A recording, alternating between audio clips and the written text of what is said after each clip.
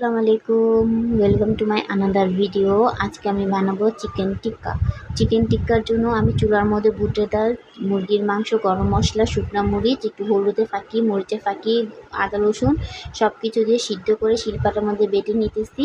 শিলপাটার মধ্যে বেটে নেওয়ার পরে একটা পুরো মুরগির মাংস দিয়ে আমি আজকে টিক্কাটা বানাবো। আর তার সাথে আমি আধা কেজি বুটের ডাল দিয়ে দিলাম। আর এখানে ধনিয়া পাতা, কাঁচামরিচ সুন্দর করে কুচি কুচি করে কেটে রাখলাম। আর একটার মধ্যে পুরো লেবুটা আমি পরে দিতেছি। আগে আমি শুকনা ধনিয়া পাতা আর কাঁচামরিচটা সুন্দর করে সেই বাটা টিক্কার সাথে আমি সুন্দর করে মিশিয়ে নিব, যেন কোনো দিকে বেশি বা কোনো দিকে কম না থাকে। আমি হাতটা সুন্দর করে পরিষ্কার করে ধুয়ে নিয়েছি, কারণ এগুলো হাত দিয়ে মিশাতেও অনেক ভালো একটা টিক্কার একটা শেপ হয়। আমি তো সুন্দর করে অনেক ভালো করে মিশিয়ে নিতেছি, যেন কোনো দিকে যেন দলা বেঁধে না থাকে, তাহলে কিন্তু টিক্কাটা মজা লাগবে না।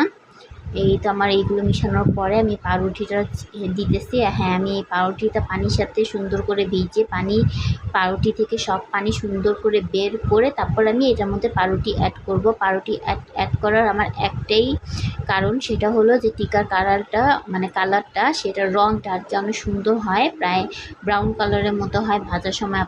আপনারা দেখবেন, পুরো ভিডিওটা দেখবেন। আর আমার চ্যানেলটিকে যদি ভালো লাগে তাহলে অবশ্যই সাবস্ক্রাইব করবেন, আর বেশি বেশি লাইক, শেয়ার অ্যান্ড কমেন্ট করবেন। এই তো আমি পাউরুটি থেকে পানিটা সব কিছু ছাড়িয়ে ভালো করে তারপরে এটার মধ্যে দিয়ে দিতেছি। আমি বেশি না, প্রায় 6 পিসের মতো পাউরুটিটা ব্যবহার করলাম।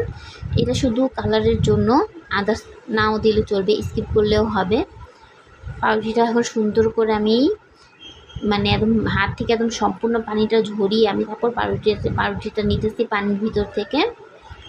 আর এগুলো সবগুলো এখন আমি সুন্দর করে সবগুলো একদম মিশিয়ে নিব, যেন পাউরুটির চাকাটা যেন না থাকে, সব একদম যেন চিকেন আর বুটের ডালের সাথে যেন মিশে যায়। আমি সব কিছু একদম, আর সেটার সাথে আমি 3টা ডিম দিলাম, যেন 3টা ডিম দিলে যেমন আপনার বেশি না থাকে, পিছলা যেন না হয়, তাহলে শেপ দেওয়া যায় না। বেশি ডিম দিলে আপনার টিক্কাটা ফেটে যায়। আমি 3টা ডিম দিলাম, এই আপনার একটা পুরো মুরগির সাথে আর আধা কেজি বুটের ডালের সাথে। আর সামান্য এটার মধ্যে কিছু একটু টেস্টিং সল্ট দিব। টেস্টিং সল্টটা দেওয়ার আমার একটাই কারণ, যে একটু টেস্টটা ভালো আসে। আর তার সাথে আমি স্বাদের জন্য একটু ম্যাগি মশলা দিব এটার মধ্যে।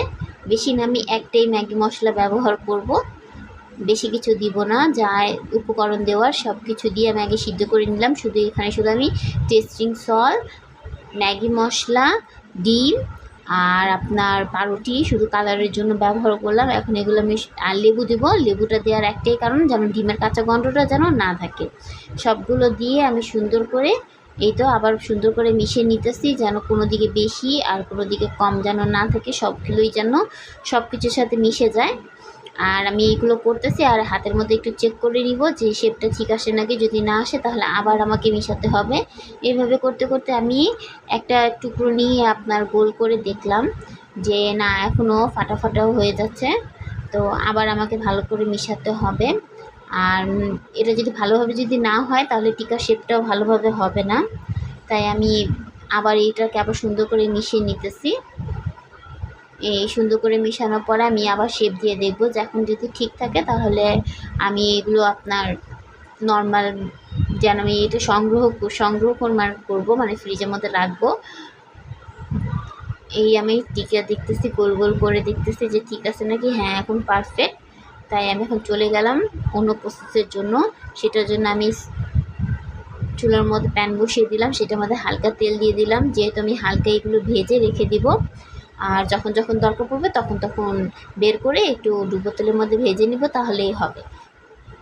বেশি না, আমার এটা বানাতে প্রায় আধা ঘন্টার মতো লাগলো। এই তো আমি শেপ দিতেছি, আর একটার মধ্যে হালকা গরম তেলের মধ্যে আমি দিয়ে দিতেছি, যেন আপনার হালকাভাবে এগুলো যেন হয়ে যায়, তাহলে আর বেশি টেনশন থাকবে না। ফ্রিজ থেকে নিব, বের করবো, আর ডুবো তেলে দিব আর খাবো। এই তো এতটুকু। এই তো দেখতে ওইগুলো সব আমার রাখা শেষ হয়ে গেছে। শেষের কয়টা আমি সুন্দর করে ভেজে নিতেছি বাসায় খাবারের জন্য। এগুলো আমি হালকা ভেজে নিতেছি, আর বাকি ওইগুলো আমি সব সন্ধ্যায় নাস্তার জন্য ব্যবহার করব, খাবো। এগুলো সব হালকা সুন্দর করে ভাজা ভাজা হয়ে গেলে আমি একটা বক্সে ভরে রেখে দিব। আর আমার একটা মুরগি আর আধা কেজি বুটের ডাল দিয়ে প্রায় 50টার উপরে টিক্কা হলো, 50 থেকে 60টার মতো টিক্কা হলো। আর এটা আমি সন্ধ্যা নাস্তার জন্য বের করে নিতেছি। টিক্কাটা আসলে অনেক মজা ছিল আর অনেক ক্রিস্পি ছিল। যেহেতু পাউরুটি দিলাম, পাউরুটির কারণে উপরের কালারটা কিন্তু একটু ব্রাউনিশ কালার হয়ে গেছে। আর বাকি এই যে এখানে প্রায় 30টার মতো টিক্কা, এটা আমি এখন একটা বক্সে করে সুন্দর করে রেখে দিব। যখন দরকার পড়বে তখন বের করে দুপুরবেলা ভেজে নিব। আর আমাদের চ্যানেলটি ভালো লাগলে অবশ্যই সাবস্ক্রাইব করে